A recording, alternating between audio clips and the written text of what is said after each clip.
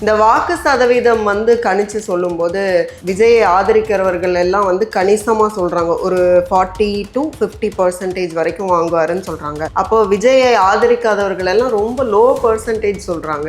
இந்த டிஃபரன்ஸ்க்கு என்ன காரணமா இருக்கும்? பேமெண்ட் தான் காரணம். அவன் பேசுறது உண்மையா பேசணும்ல. நீ நல்லா யோசிச்சு பாருங்களேன். 10க்கு 8 பேர் 7 பேர் 6 பேர் ஒவ்வொரு ஏரியாவை பொறுத்த வரைக்கும் மாறுது. ஆனா இந்த 6க்கு குறைஞ்சு எங்கேயுமே வரல.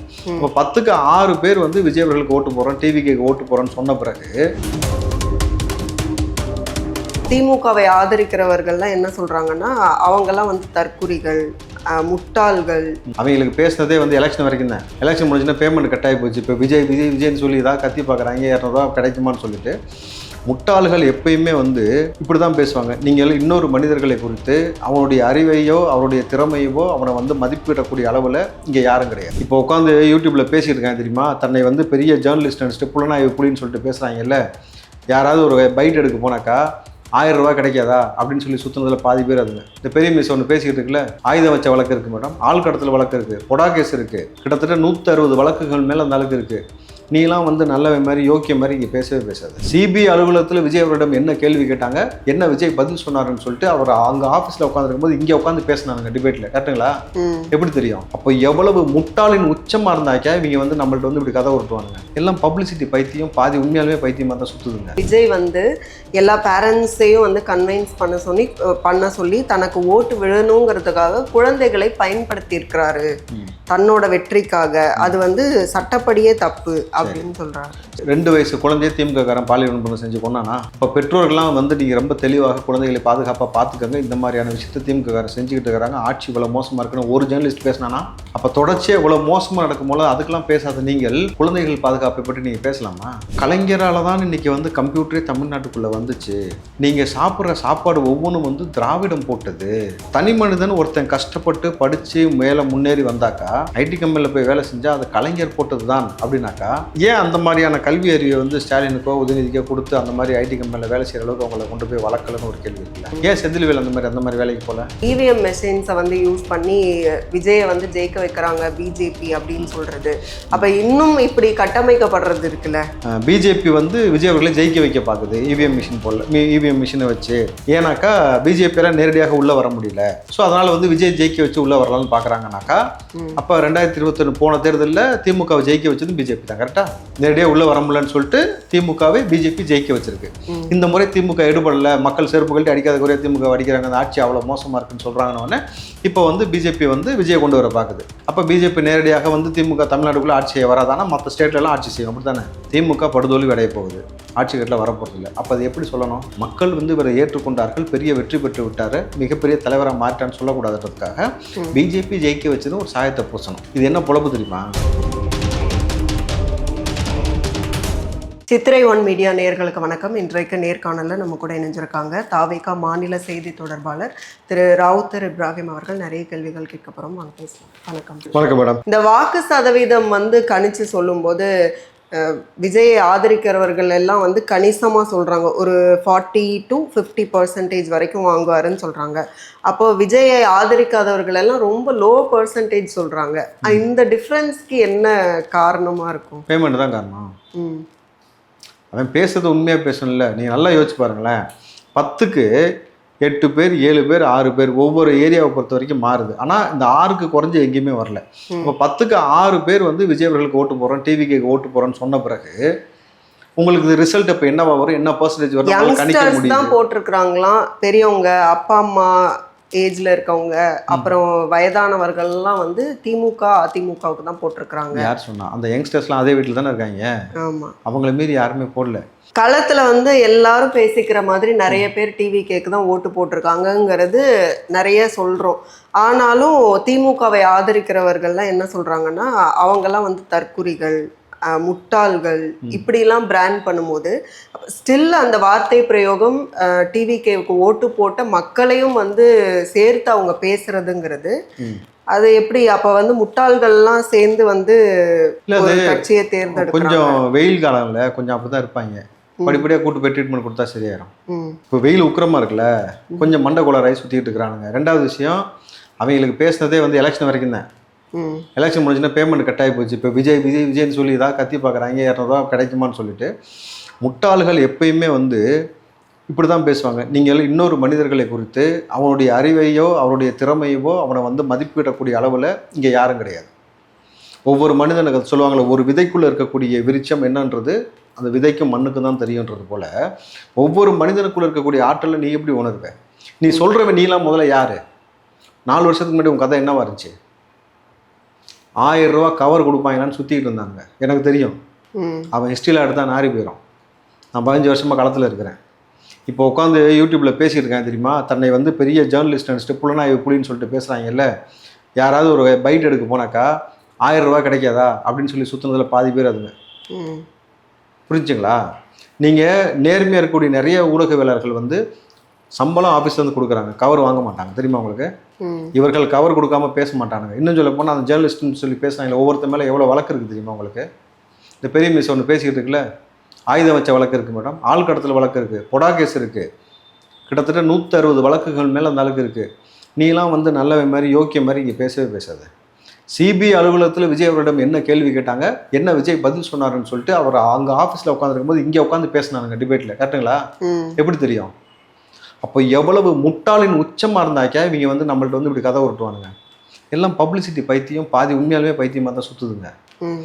நான் வேணால் தளபதிகிட்ட சொல்லி ஆட்சி மாறினதுக்கு பிறகு இவங்களுக்கு படிப்படியாக ட்ரீட்மெண்ட் கொடுத்து சரி செய்வதற்கான செலவை ஏற்றுக்க சொல்கிறோம், மருத்துவ காப்பீடுலாம் எடுத்து கொடுக்க போகிறோம், சரி செஞ்சிடலாம். அவர் தான் வந்து ஒரு வீடியோவில் வந்து அதை எடுத்துக்கிட்டு பேசுகிறாரு. அதாவது விஜய் வந்து எல்லா பேரண்ட்ஸையும் வந்து கன்வின்ஸ் பண்ண சொல்லி தனக்கு ஓட்டு விழணுங்கிறதுக்காக குழந்தைகளை பயன்படுத்தி இருக்கிறாரு தன்னோட வெற்றிக்காக. அது வந்து சட்டப்படியே தப்பு அப்படின்னு சொல்கிறாரு. சரி, 2 வயசு குழந்தைய திமுககாரன் பாலியல் வன்முறை செஞ்சு கொண்டானா? இப்போ பெற்றோர்கள்லாம் வந்து நீங்கள் ரொம்ப தெளிவாக குழந்தைகளை பாதுகாப்பாக பார்த்துக்கங்க, இந்த மாதிரியான விஷயத்தை திமுககாரன் செஞ்சுக்கிட்டு இருக்கிறாங்க, ஆட்சி இவ்வளோ மோசமாக இருக்குன்னு ஒரு ஜேர்னலிஸ்ட் பேசினானா? இல்லை. ஜேர்னலிஸ்ட் இன்னைக்கு 20 முட்டை கொடுத்துட்டு இருக்கானுங்களா? இவனுங்க ஜேர்னலிஸ்டே முதல்ல கிடையாது. ஸ்டாலினாவது பேசினாரா? உதயநிதி பேசினாரா? இப்படி பெண்கள் மீது நேற்று கூட 78 வயது மூதாட்டியை வந்து பாலியல் வன்முறை செஞ்சு கொண்டு விட்டாங்க தெரியுமா உங்களுக்கு? அப்போ தொடர்ச்சியாக இவ்வளோ மோசமாக நடக்கும்போது அதுக்கெல்லாம் பேசாத நீங்கள் குழந்தைகள் பாதுகாப்பை பற்றி நீங்கள் பேசலாமா? அதுக்கு அருகதை இருக்காது அவங்களுக்கு. அது தன்னுடைய உறவாக பார்க்குது. புரியுதுங்களா? குழந்தைகள் என்ன சொல்லுது? குழந்தைகள் ரொம்ப யதார்த்தமாக விஜய் மாமாவை சப்போர்ட் பண்ணுங்க இவ்வளோ தானே சொல்கிறாங்க. அது உங்களுக்கு வலிக்குதுனாக்கா அப்போ நீங்கள் தோற்று போயிட்டீங்க தானே அர்த்தம். உன் வீட்டுக்குள்ள விஜய்க்கு சப்போர்ட் பண்ணுன்னு சொல்லுதுனாக்கா அந்த இடத்துல நீ தலைவனாக ஏற்றுக்கொண்ட நபர் தோத்துட்டான்னு தானே அர்த்தம். சின்ன பிள்ளைய பார்த்து பயப்படுறீங்கடா, என்னடா 70 வருஷம் ஆலமரம் நீங்கள். பச்சை பிள்ளைய பார்த்து 18 ஒருத்தன் கதற கம்ப்ளைண்ட் கொடுக்குறேனாக்கா அப்போ நீங்கள் தோத்துட்டீங்களா? அங்கவே சின்ன குழந்தைட்டு நீ மண்டிட்டுட்டேல, இவ்வளவு தான் 70 வருஷமாக பிடுங்கினது, அவ்வளோதான். அவர் ஓகே. ஜேம்ஸ் வசந்தன் அவரோட அந்த எப்படி அந்த காரு கண்ணாடி உடைப்புக்கு கூட ஃபர்ஸ்ட் தற்குறிகள் தான் பண்ணியிருப்பாங்கன்னு சொல்லிட்டு அதுக்கப்புறம் அந்த வீட்டு ஓனர் வந்து உடைச்சதா அது மாறுச்சு. அதுக்கப்புறம் உங்களுக்கு தெரியாதா எதுக்காக அவர் ஏன் விஜய் மேல இவ்வளோ வன்மமா? இல்லை, அது அவரை பற்றின போட்ட ட்வீட்டு. தற்குறி தான் உடைச்சிருக்கும், இல்லை தருதலை உடைச்சிருக்கோம்ல, தன்னை பற்றி ட்வீட் போட்டார். போதையில் ஏதாவது செஞ்சிருப்பார்னு நினைக்கிறேன். அப்படி தான் ஃபஸ்ட்டு எல்லாருமே பார்த்தோம். அதுக்கப்புறம் பார்த்தேன்னா தொடர்ச்சியாக இன்னொருத்தவன் வீட்டு வாசலில் கொண்டு போய் நீ காரை நிப்பாட்டிகிட்டே இருக்க, வழி விடாமல். எத்தனை நாள் இப்படி பண்ணியிருந்தாக்கா எவ்வளோ இரிட்டேட்டிங்காக இருந்தாக்கா அவங்க காருக்கு நிறைய உடச்சிருப்பாங்க. புரியுதா உங்களுக்கு? நீ தற்குறி யார், தருதலை யாருன்றதெல்லாம் வந்து தமிழ்நாட்டுக்கே தெரியும் மேடம். ஒருத்தனை பற்றி ஒரு புரிதல் இல்லாமல் இவன் அடுத்தவனை தற்குறின்னு சொல்கிறான் பார்த்தீங்களா? இவன் யாராக இருக்கிறான், சொல்லக்கூடிய நபர் யாராக இருக்கிறான்னு நீங்கள் பார்க்கணும்ல. அப்போது யாரை பற்றியுமே எந்த புரிதலும் இல்லாமல் ஒரு பொத்தாம்போக்கில் ஒரு பேர் எல்லாத்தையும் தற்கொலை அப்படின்னு சொல்லிட்டு போகக்கூடிய அந்த மனநிலை என்பது யார் கற்பித்தது உங்களுக்கு? ஒரு சக மனுஷனை இன்னொரு மனுஷனை மதிக்க தெரியாத மனம் என்பது முட்டாள்தனத்தின் உச்சம். சக மனிதனை நீ எப்படி பார்க்கணும்? அரசியல் என்பது ஆட்சியாளர்களிடையே நடக்கக்கூடிய ஒரு கேம், அவ்வளோதான். நீ நல்லது செய்றியா, நீ நல்லது செய்றியா அப்படின்றத நான் போட்டி. நான் நல்லது செய்கிறேன் எனக்கு ஓட்டு போடுங்கன்னு கேட்கக்கூடிய ஒரு இடம். அந்த இடத்துல வந்து நீ இன்னொரு நபரை வந்து முட்டாள்ன்றதோ தற்குறின்றதோ அவர்களை மிக இழிவாக பேசுவதோ அவன் குடும்பத்தை வச்சு பேசுறதோ பர்சனல் லைஃப்பை பற்றி கொடுத்து பேசுறதோ, அப்போ இதோடைய வெளிப்பாடு என்ன?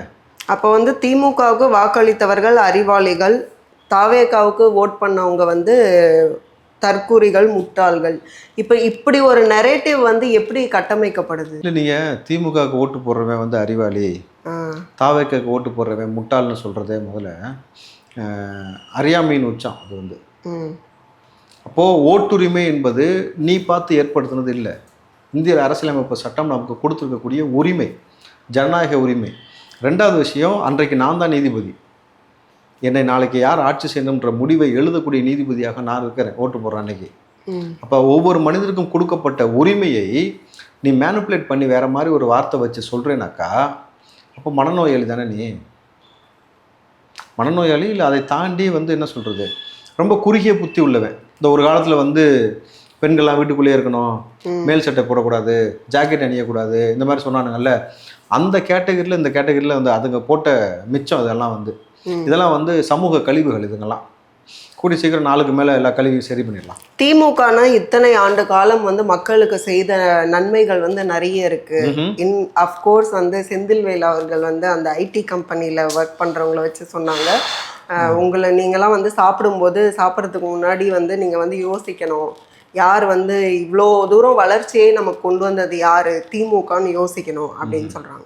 ஸோ அதற்கும் அவர் சொல்கிறது அப்போ ஒரு விதத்தில் ஆமாம் திமுக இவ்வளோ தூரம் பண்ணியிருக்கு, இப்போ விஜய் வந்தார், விஜய்க்கு ஏன் ஓட்டு போடுறீங்கன்னு கேட்குற அந்த டோன் எப்படி பார்க்குறீங்க? நீங்கள் உங்களை என்னை சொம்புன்னு சொல்லாத அண்டான்னு சொல்லுவீங்களா? சொல்ல மாட்டேன்.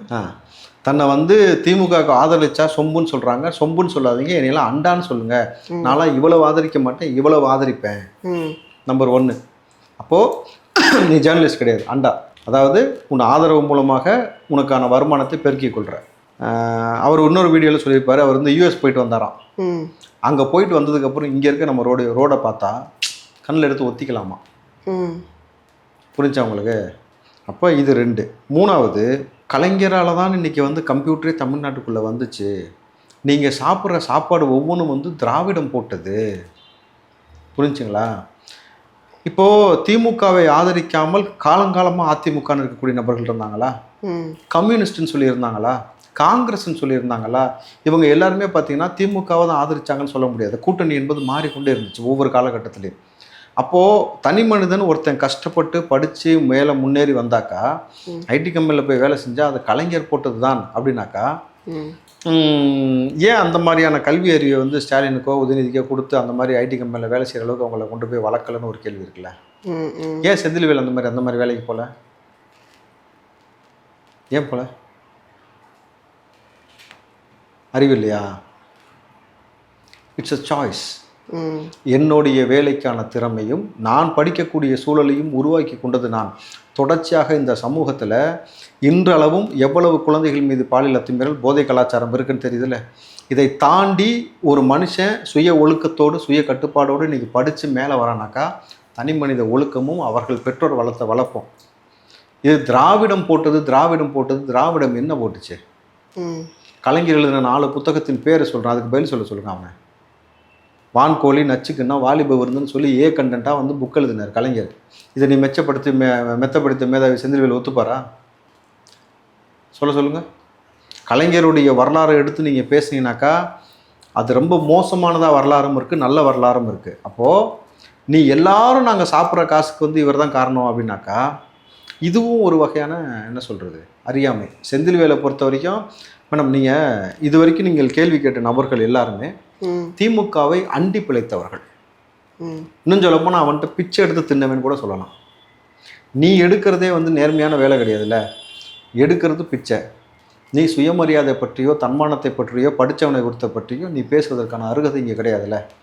நீ சுயமாக சம்பாரித்து தப்புனா தப்பு, சரினா சரி அப்படின்னு சொல்லணும். திமுக ஆட்சியில் இந்த குழந்தைகளுக்கு ஏற்பட்ட பாலியல் வன்புணர்வு என்பது தவறு சொல்லியிருக்கேன். அது வரைக்கும் நக்கீரன் சொல்லியிருக்கியா? நீ செந்தில்வேல் சொல்லியிருக்கியா? அது வரைக்கும் பிரகாஷ்ராஜ் சொல்லியிருக்கியா? சத்யராஜ் சொல்லியிருக்கியா? வெக்கம் கட்டு போய் மானம் கட்டு போய் என்னடா பேசிட்டு இருக்கீங்கன்னு ஒரு கேள்வி இருக்குல்ல. நல்லாட்சின்னு சொல்லி சேகர்பாபு சொன்னோடனே பிரகாஷ்ராஜ் நல்லாட்சிங்கிற. உன் மகள் ஒரு இஷ்டத்துக்கு பேசி இன்றைக்கி அந்த மகளுக்கு நீங்கள் சப்போர்ட் பண்ணி பேசிட்டு உட்காந்துருக்கிறீங்க. நீ காலங்காலமாக திமுகவுக்கு முட்டு கொடுத்துட்டு 2 பேரும் சுற்றிக்கிட்டு இருக்கிற பொழுது அப்போ இதெல்லாம் ஒருத்தர் அண்டி பிழைக்கிறதுன்னு ஒன்று இருக்குல்ல. அந்த மாதிரி நீங்கள் முதல்ல திமுகவை தாண்டி பெரியாரை உள்வாங்கியிருந்தா முதல்ல இந்த கொத்தடிமைத்தனத்திலேருந்து வெளியில் வாங்க. இதுக்கு பேர் தான் கொத்தடிமைங்க. அந்த குடும்பம் என்ன செஞ்சாலும் சரின்றது அந்த ஒரு குடும்பம் தான் மெத்த படித்த மேதாவிகள் போல் நம்மளை ஆட்சி செய்வதற்கு 8 கோடி பேரை 3 பேர் உட்காந்து காலங்காலமாக டிசைட் பண்ணுறான் நம்மளுடைய தலையெழுத்தை. கலைஞருக்கு அப்புறம் ஸ்டாலினுக்கு அப்புறம் உதயநிதியம். அப்போ இந்த முட்டாள்தனத்தை நீங்கள் எப்படி பார்ப்பீங்க? நீ யார் என்ன டிசைட் பண்ணுறதுக்கு? உனக்கு என்ன தெரியும்? மக்களுடைய வழியும் தெரில, மொழியும் தெரில, அவருடைய பண்பாடு தெரில, கலாச்சாரம் தெரில, இங்கே இருக்க குலதெய்வ முறை தெரில, வாழ்வியல் முறை தெரில, கூட்டு குடும்பத்தை பற்றி தெரில, இயற்கை வளங்களை பற்றி தெரில, மலைகளை பற்றி தெரில, மண்ணை பற்றி தெரில, எதை பற்றியுமே தெரியாத நீங்கள் உட்காந்துக்கிட்டு நீங்களாம் வந்து என்னை ஆட்சி செய்கிறல்ல, அதான சாபக்கேடுன்னு சொல்கிறேன். கேலோ இந்தியான்ற பேரை வந்து விளையாடு இந்தியான்னு கூட வைக்க பயந்த பசங்க தானே நீங்கள். மோடி வந்தானே வெள்ளக்கூடிய தூக்கிட்டு போன நபர்கள் தானே நீங்கள் சுயமரியாதை பற்றி பேசலாமா? பிஜேபியோட எப்படியும் நான் கூட்டணி வைக்க மாட்டேன் அப்படின்னு அந்த லாஸ்ட் ஸ்பீச்ல கூட அவ்வளோ உறுதியாக விஜய் சொன்னதுக்கு அப்புறமும் அந்த ட்ரெஸ் கோடே வந்து ஆர்எஸ்எஸோட ட்ரெஸ் கோடு, அதை வந்து விஜய் வந்து எல்லார் மத்தியிலையும் கொண்டு வந்துட்டாரு அப்படிங்கிற ஒரு நரேஷனு, அதுக்கப்புறம் இவிஎம் மெஷின்ஸை வந்து யூஸ் பண்ணி விஜயை வந்து ஜெயிக்க வைக்கிறாங்க பிஜேபி அப்படின்னு சொல்றது. அப்போ இன்னும் இப்படி கட்டமைக்கப்படுறது இருக்குல்ல, அப்போ வந்து அப்போ இதையெல்லாம் வச்சு அப்போ இந்த ட்ரெஸ் கோடு ஓகே பிஜேபிக்கு ஒன்று போவோம். அந்த ட்ரெஸ் கோடு வந்து ஆர்எஸ்எஸோட ட்ரெஸ் கோடுன்னு எவன் சொன்னது? அப்படி பரப்புறாங்கன்னு. சரி, அந்த பரப்புற பசங்களுக்கு சொல்லுவோம். டிராஃபிக் போலீஸ்க்கு அதே ட்ரெஸ் கோடு தான். இப்போ ஆர்எஸ்எஸ் தான் முழுக்க டிராஃபிக் போலீஸாக இருக்கா? சொல்லுங்கள். டிராஃபிக் போலீஸ்க்கு வெள்ளை செட்டு காக்கி பண்ணிட்டு தானே. அப்போ ஒட்டுமொத்த டிராஃபிக் போலீஸும் ஆர்எஸ்எஸ் காரனா? இதுக்கு தான் நான் இனிமேட்டு ஷூ போகிறத விட்டுலான்னு இருக்கிறேன். எதுக்கு? அப்போ தான் செருப்பு போட்டால் தான் ஈஸியாக இருக்கும். ஒரு செருப்பை வாயில் கவ கொடுத்துட்டு இன்னொரு செருப்பு வச்சு அடிக்கிறதுக்கு. இது முட்டாள்தனத்தின் உச்சம் இல்லையா? ரெண்டாவது என்ன சொன்னீங்க?